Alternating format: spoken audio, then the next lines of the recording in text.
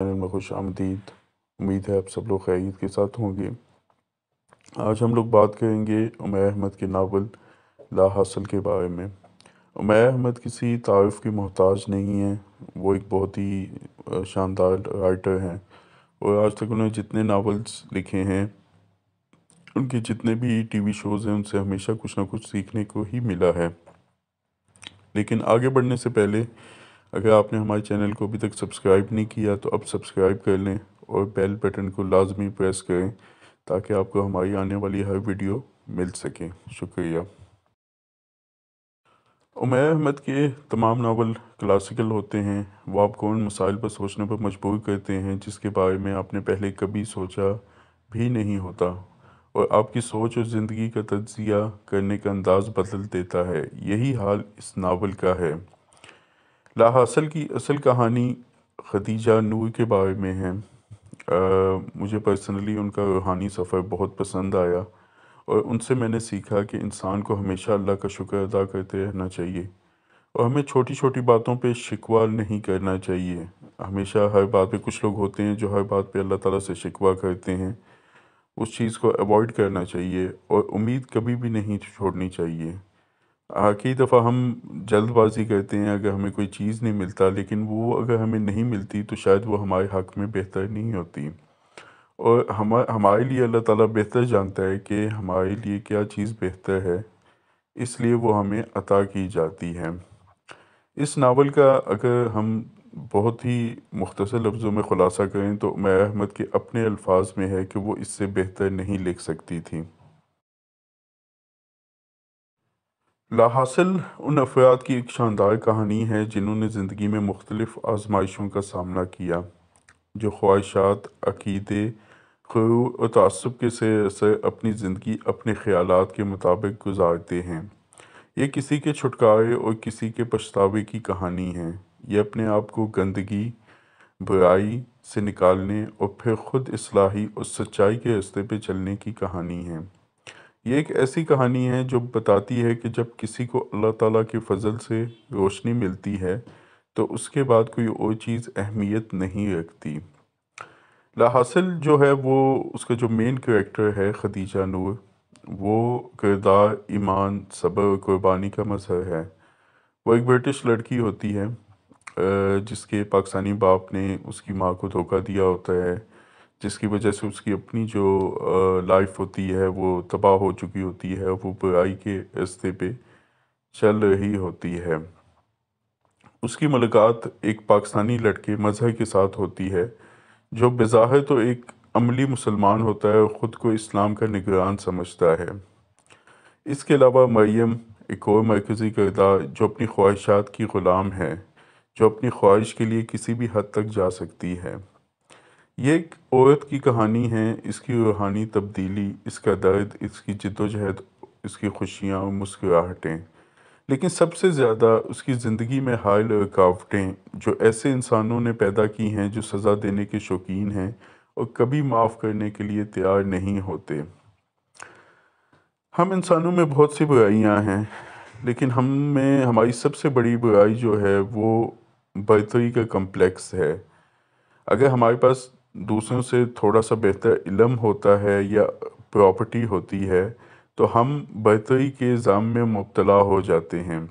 یہ برتری ہمیں غرور، تکبر، اپنے سے کمزوروں کے فیصلے کرنے اور ہم پہ انحصار کرنے والوں کو سخت سزا دینے کی طرف لے جاتی ہے، جبکہ ہم بھول جاتے ہیں کہ اللہ ہماری زندگیوں کا جج ہے۔ جو ہم آج کل ہر روز کرتے ہیں اللہ ہی جانتا ہے، اور کسی کو بھی جج کرنے کا جو اختیار ہے وہ صرف اللہ کی ذات کو ہے، ہم کسی کو جج نہیں کر سکتے۔ لا حاصل کی کہانی انسان کی بدترین خصلتوں میں سے ایک کی عکاسی کرتی ہے۔ ہم اپنے ارد گرد رہنے والوں کے اعمال، ان کے الفاظ، اور ان کی تقدیر کے فیصلے کرنے کے لیے ہمیشہ آگے آگے رہتے ہیں، جبکہ ہماری اپنی زندگیاں داغدار ہوتی ہیں۔ یہ وہی بات ہے کہ ہم دوسروں کو نصیحت کرنے کے لیے تو بڑی تیزی دکھاتے ہیں لیکن ہم خود اس پہ عمل نہیں کرتے۔ اگر ہماری زندگیوں کے فیصلوں کا اختیار ایسے لوگوں کے ہاتھ میں دیا جائے تو اس تباہی کا تصور آپ خود کر سکتے ہیں۔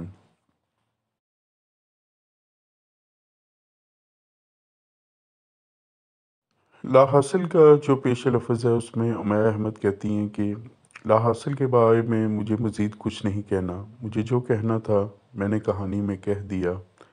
بعض کہانیوں کو لکھ کر آپ محسوس کرتے ہیں کہ آپ اس کہانی کو اس سے بہتر نہیں لکھ سکتے تھے۔ لا حاصل کے بارے میں میرے بھی یہی تاثرات ہیں۔ اسے لکھنے میں 1 سال لگا، 10 سال یا 10 دن لگتے تب بھی یہ آپ کے سامنے اسی صورت میں آتی۔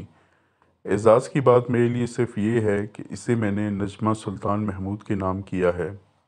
واضح رہے یہ ان کی زندگی کی کہانی نہیں ہے، کیونکہ میں ان سے صرف 2 دفعہ ملی ہوں، اور دونوں بار میں نے ان سے کوئی سوال نہیں کیا، مگر خدیجہ نور کے کردار کو لکھتے ہوئے میرے ذہن میں انہی کی شخصیت تھی۔ مجھے زندگی میں بہت کم لوگوں پر رشک آیا، اور نجمہ سلطان محمود پر بے تحاشا رشک آیا۔ مجھے فخر ہے میں اپنی 26 سال کی زندگی میں پہلی بار کسی بڑے انسان سے ملی۔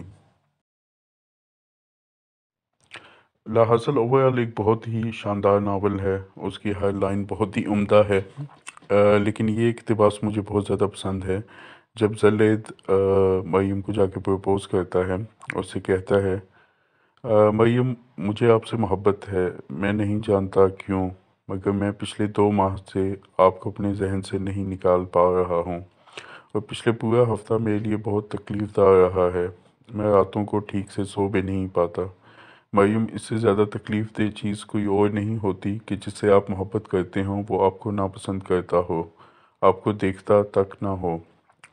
وہ بے یقینی کے عالم میں سے دیکھنے لگی۔ وہ اس کے منہ سے بالکل وہی لفظ سن رہی تھی جو اس نے اس رات ماما جان سے کہے تھے۔ وہ سب سے بات کرتا ہو، بس آپ سے بات نہ کرے۔ آپ کے رویے سے مجھے جس قدر تکلیف ہوئی تھی وہ میں لفظوں میں بیان نہیں کر سکتا۔ کیا آپ یقین کریں گی کہ میں صرف آپ کو دیکھنے کے لیے یہاں آتا تھا، اور یہاں سے جانے کے بعد میں سوچتا تھا کہ اب دوبارہ نہیں آؤں گا، مگر میں پھر بھی یہاں آ جاتا تھا۔ میں جتنی دیر یہاں رہتا تھا آپ نظر نہ بھی آتی تو بھی مجھے سکون رہتا تھا، مگر اس گیٹ سے ایک قدم باہر نکالتے ہی میں بہت مشکل ہے یہ بتانا کہ میں کیا محسوس کرتا تھا، اور پچھلا پورا ہفتہ تو میں آپ کی طرف کیوں آتا ہوں میں نہیں جانتا، مگر کوئی چیز ہے جو مجھے، آپ کا آرٹ یا پھر آپ خود، مجھے نہیں پتا۔ اس کے چہرے پر اب اضطراب اور بے بسی تھی۔ پھر میں نے سوچا کہ اگر کسی اور سے اتنی محبت ہو جائے تو پھر اس سے شادی کر لینی چاہیے۔ صوفیہ بہت اچھی ہے، مگر میں نے اس کے لیے بھی یہ سب کچھ محسوس نہیں کیا۔ آپ کے ساتھ میرا رشتہ کچھ اور طرح کا ہے۔ جیسے ابھی میں آپ کے پاس کھڑا آپ سے بات کر رہا ہوں تو مجھے یوں لگ رہا ہے جیسے میں اپنے مدار میں ہوں، مگر میں آپ کو کسی دھوکے میں رکھنا نہیں چاہتا۔ میری فیملی اس شادی کو قبول نہیں کرے گی، اس سے مجھے کوئی فرق نہیں پڑتا۔ میں ہر لحاظ سے سیٹل ہوں، اور میں فیملی کے مرضی کے بغیر بھی آپ سے شادی کر سکتا ہوں۔ یہ خاصی ناخوشگوار صورتحال ہے، لیکن میں آپ کو کوئی بھی گارنٹی دینے کو تیار ہوں۔ آپ کو مجھ سے کبھی بھی کوئی شکایت نہیں ہوگی۔ مجھے محسوس ہوتا ہے کہ میں آپ کے ساتھ بہت خوش رہوں گا، اور صرف میں ہی نہیں آپ بھی۔ کیا آپ شادی کریں گے مجھ سے؟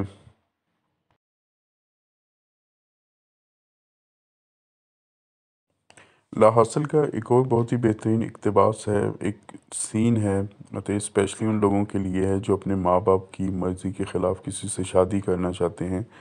پسند کی شادی کرنا کوئی جرم نہیں ہے، لیکن ایک بہتر ہوتا ہے کہ اگر وہ آپ کے فیملی والوں کی مرضی سے ہو یا آپ ان کو قائل کر سکیں۔ کچھ ایسا ہی ہوا جب زلید نے اپنے والدین سے بات کی مریم سے شادی کے لیے تو انہوں نے صاف انکار کر دیا، اسپیشلی اس کے والد نے۔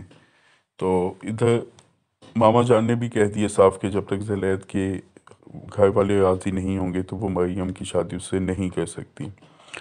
تو زلید پھر ماما جان سے ملنے جاتا ہے، تو وہاں پہ ان کی کچھ اس طرح کی کنورزیشن ہوتی ہے۔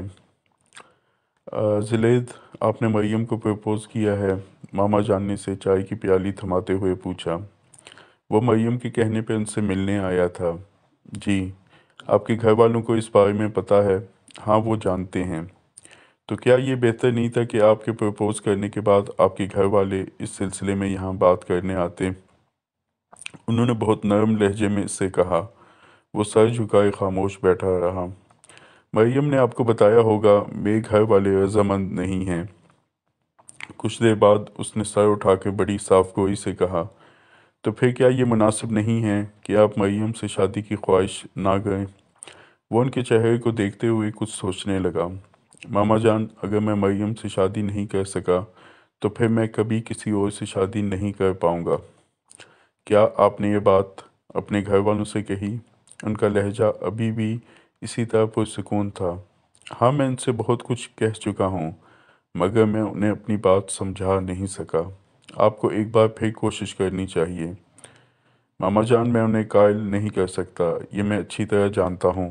بابا نے کہا ہے میں خود مختار ہوں، ان کی مرضی کے خلاف شادی کرنا چاہتا ہوں تو کر لوں، لیکن وہ اس شادی کے سلسلے میں آپ سے بات کرنے یہاں آئیں گے، نہ ہی میری شادی میں شرکت کریں گے۔ میں جتنی دفعہ بھی ان سے بات کروں گا ان کا جواب یہی ہوگا۔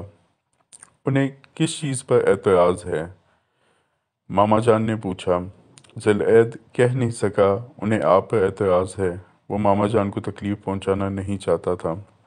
انہیں بہت ساری باتوں پر اعتراض ہے ماما جان۔ دیکھیں، میں واقعی خود مختار ہوں، میرا اپنا گھر ہے، بزنس ہے، میں کسی بھی لحاظ سے اپنی فیملی پر انحصار نہیں کرتا۔ شادی سے پہلے بھی الگ گھر میں رہتا ہوں، شادی کے بعد بھی الگ ہی رہوں گا۔ اس شادی سے مجھے کسی قسم کا نقصان ہونے کا خدشہ نہیں ہے۔ میری فیملی میری شادی میں شرکت نہ بھی کرے تب بھی بعد میں سب لوگ آہستہ آہستہ اس رشتے کو قبول کر لیں گے۔ اس نے بہت سنجیدگی سے ماما جان سے کہا، اور اگر ایسا نہ ہوا تو بھی مجھے یا مریم کو اس سے کوئی فرق نہیں پڑے گا۔ میں جانتا ہوں آپ کے دل میں بہت سے خدشات ہوں گے، لیکن میں آپ کو ہر قسم کی سیکیورٹی دینے کے لیے تیار ہوں۔ آپ چاہیں تو میں مریم کے نام گھر کرنے کو تیار ہوں۔ آپ جتنی رقم چاہیں میں حق کے مہر میں دے سکتا ہوں۔ اس کے علاوہ بھی میں آپ کو ہر قسم کی گارنٹی دینے کو تیار ہوں۔ آپ کو لگتا ہے زلیخا، رشتے انسانوں سے نہیں ان چیزوں سے باندھے جاتے ہیں؟ شادی ناکام ہونے کی صورت میں کیا عورت کے لیے کافی ہے کہ اس کے پاس گھر ہو اور اکاؤنٹ میں ڈھیروں کے حساب سے پیسہ ہو؟ باقی ساری زندگی گزارنے کے لیے کیا یہ دونوں چیزیں کافی ہیں؟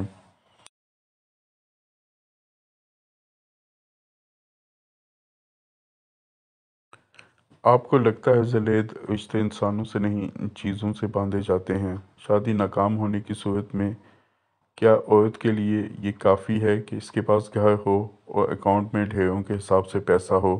باقی ساری زندگی گزارنے کے لیے کیا یہ دونوں چیزیں کافی ہیں؟ زلیخا کچھ بے بسی کے عالم میں ماما جان کا چہرہ دیکھنے لگا۔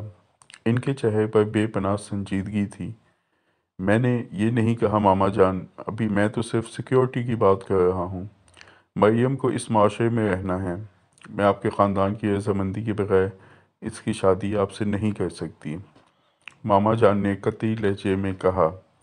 ماما جان، آپ کو مجھ پر اعتبار کرنا چاہیے، انسان قابل اعتبار نہیں ہوتے۔ وہ مسکرائیں۔ سب انسان ایک جیسے نہیں ہوتے، زلیخا نے اصرار کیا۔ سب انسان ایک جیسے ہی ہوتے ہیں زلیخا، خاص طور پہ وہ انسان کسی بھی لحاظ سے مختلف نہیں ہوتے جو اپنے آپ کو مختلف مان لینے پر اصرار کرتے ہیں۔ میں نے مختلف ہونے کا دعویٰ نہیں کیا، میں نے صرف یہ کہا ہے کہ میں قابل اعتبار ہوں۔ انسانوں پر بھروسہ کیا جانا چاہیے ماما جان۔ انسانوں پہ بھروسہ کر بھی لیا جائے تو وقت اور حالات پہ بھروسہ نہیں کیا جا سکتا۔ وقت اور حالات وہ چیزیں ہیں جو ہر جذبہ، ہر رشتہ بدل دیتے ہیں۔ آج آپ اپنے ماں باپ سے محبت اور خونی رشتہ ہونے کے باوجود ایک لڑکی سے شادی پر بضد ہیں اور وہ آپ کو اس سے روک نہیں پا رہے۔ کل اگر آپ مریم کو چھوڑنا چاہیں گے تو میں اور مریم آپ کو کیسے روک پائیں گی؟ وہ کچھ بول نہیں پایا۔ اور پھر اس وقت مریم کیا کرے گی؟ آپ کے دیے ہوئے گھر میں رہے گی، آپ کے دیے ہوئے نوٹ کھائے گی، پیے گی، اوڑھے گی، انہی نوٹوں سے اپنے آنسو خشک کرے گی، انہی نوٹوں سے اپنے ماتھے پہ لگی ہوئی بے عزتی پہنچے گی، انہی نوٹوں سے لوگوں کی آنکھوں میں اگ آنے والے کانٹے اکھاڑے گی، انہی نوٹوں سے لوگوں کی زبانوں سے ٹپکنے والا زہر صاف کرے گی، اپنے اندر اور باہر لگنے والے سارے زخموں پہ وہی نوٹ پلاسٹر کی طرح چپکا دے گی، اور پھر انہی نوٹوں سے اپنے لیے ایک اور تاج محل تعمیر کرے گی۔ نہیں زلیخا، یہ رشتہ اگر ہوا تو آپ کے گھر والوں کی مرضی سے ہوگا، ورنہ نہیں ہوگا۔ خاندان کی مرضی کے بغیر مریم کی شادی کروا کر میں اسے کسی برزخ میں ڈالنا نہیں چاہتی۔ ماما جان، مریم یہ سب کچھ جانتی ہے، اس کے باوجود اسے کوئی اعتراض نہیں ہے۔ اس کو کوئی اعتراض نہیں ہوگا، مگر مجھے اعتراض ہے۔ وہ میری بیٹی ہے اور اس کی شادی میری مرضی کے بغیر نہیں ہو سکتی۔ اس بار ماما جان کے لہجے میں کچھ سختی تھی۔ ماما جان، آپ تو اس معاشرے سے تعلق رکھتی ہیں جو ایسی چیزوں کو کوئی اہمیت نہیں دیتا۔ آپ کو تو لبرل ہونا چاہیے، انسان کو معاشرے کی اتنی پرواہ نہیں کرنی چاہیے۔ زلید، میں اسی معاشرے سے تعلق رکھتی ہوں، میں اور میری بیٹی یہاں رہتے ہیں، اور شادی کے بعد آپ اور مریم بھی مریخ پر جا کر نہیں رہیں گے، آپ کو بھی یہیں رہنا ہوگا۔ مجھے مریم کی پسند پہ کوئی اعتراض نہیں ہے، مجھے صرف خوف اس بات کا ہے کہ اگر یہ شادی ناکام ہوئی تو کیا ہوگا۔ اس وقت مریم دنیا کا سامنا کیسے کرے گی؟ مگر ماما جان، اگر میرے ماں باپ رضامند نہیں ہوئے تو میں کیا کر سکتا ہوں؟ آپ مریم کے لیے میرے خلوص پر شک تو نہ کریں۔ میں آپ کو یقین دلاتا ہوں کہ مریم کو مجھ سے کبھی شکایت نہیں ہوگی۔ میں چھوٹی چھوٹی باتوں پہ بھڑکنے والا آدمی ہوں، نہ انا پرست ہوں۔ میں بہت متحمل مزاج ہوں، میں مریم کو کبھی طلاق نہیں دوں گا۔ وہ ایک بار پھر انہیں یقین دلانے کی کوشش کر رہا تھا۔ آپ ایک بار کہیں، 100 بار یا 1000 بار، میرا جواب وہی ہوگا۔ آپ کے ماں باپ اگر اس رشتے کے لیے میرے پاس آئے تو میں کوئی اعتراض نہیں کروں گی، دوسری صورت میں مریم کی شادی آپ سے نہیں ہوگی۔ ماما جان نے کھڑے ہو کر کہا اور پھر اس کے سامنے رکھی ہوئی ٹرے اٹھا کر باہر آ گئی۔ وہ کچھ دیر چپ چاپ کرسی پر بیٹھا رہا، پھر کمرے سے باہر نکل آیا۔ ماما جان برآمدے میں چولہے کے پاس ٹرے رکھ رہی تھی۔ زلید، انگوٹھے کو کیا ہوا؟ انہوں نے اسے دیکھتے ہی پوچھا۔ زلید نے اپنی چپل کی طرف دیکھا جس میں سے پلاسٹر میں لپٹا ہوا انگوٹھا نظر آ رہا تھا۔ ٹھوکر لگ گئی، ناخن ہل گیا ہے، ڈاکٹر کہہ رہا تھا نکالنا پڑے گا۔ میں چند دنوں سے مصروف تھا اس لیے اسے آپریٹ نہیں کروا سکا، اس نے ان کے استغفار پر کچھ حیران ہو کر بتایا۔ اچھا تم ذرا اندر بیٹھو۔ وہ خاموشی سے اندر چلا گیا۔ ماما جان 10 منٹ کے بعد دوبارہ اندر آئی، ان کے ہاتھ میں ایک پلیٹ اور دوسرے میں روئی اور پٹی تھی۔ انہوں نے حیران ہو کر اس سامان کو دیکھا۔ اپنا جوتا اتارو اور یہ پلاسٹر بھی اتار دو۔ آپ کیا کرنا چاہ رہی ہیں ماما جان؟ میں یہ گرم گھی اور ہلدی لگا کر پٹی کرنا چاہتی ہوں تمہارے انگوٹھے کی۔ وہ ان کا منہ دیکھ کر رہ گیا۔ چلو میں خود اتار لیتی ہوں۔ وہ اس کے پاس فرش پر گھٹنوں کے بل بیٹھ گئی۔ زلید بے اختیار شرمندہ ہوا جب اس کی چپل کا سٹریپ کھولنے لگی۔ میں خود اتار دیتا ہوں ماما جان۔ اس نے بے ساختہ ان کا ہاتھ ہٹا دیا اور برق رفتاری سے چپل اتارنے کے بعد پلاسٹر بھی اتار دیا۔ اس کی شرمندگی میں اس وقت اور اضافہ ہوا جب ماما جان نے نرمی سے اس کے انگوٹھے کو گیلی روئی سے اچھی طرح صاف کیا۔ ماما جان، میں کر لیتا ہوں خود۔ کوئی بات نہیں زلید، میں کر دیتی ہوں، آپریشن کروانے کی کوئی ضرورت نہیں ہے۔ 2-3 دن اپنے ملازم سے کہو کہ تمہیں ہلدی اور گھی گرم کر دیا کرے، یا تم آ جایا کرو، میں کر دیا کروں گی۔ چند دن یہی انگوٹھے پہ لگاتے رہو، ناخن ٹھیک ہو جائے گا۔ پانی سے بچایا کرو اور کچھ دن زیادہ چلنے سے گریز کرو۔ وہ پٹی کرتے ہوئے اسے ہدایات دیتی رہی۔ زلید حیرت سے انہیں دیکھتا رہا۔ جی اچھا، وہ اس کے علاوہ کچھ نہیں کہہ سکا۔ وہاں سے واپس آتے ہوئے ڈرائیونگ کے دوران اس کی نظر بار بار اس انگوٹھے پہ جاتی رہی۔ اسے اپنے اس انگوٹھے پہ اگلے دن وہی نرم لمس یاد آتا رہا۔ اس نے غیر شعوری طور پر ماما جان کی ہدایات پہ عمل کیا۔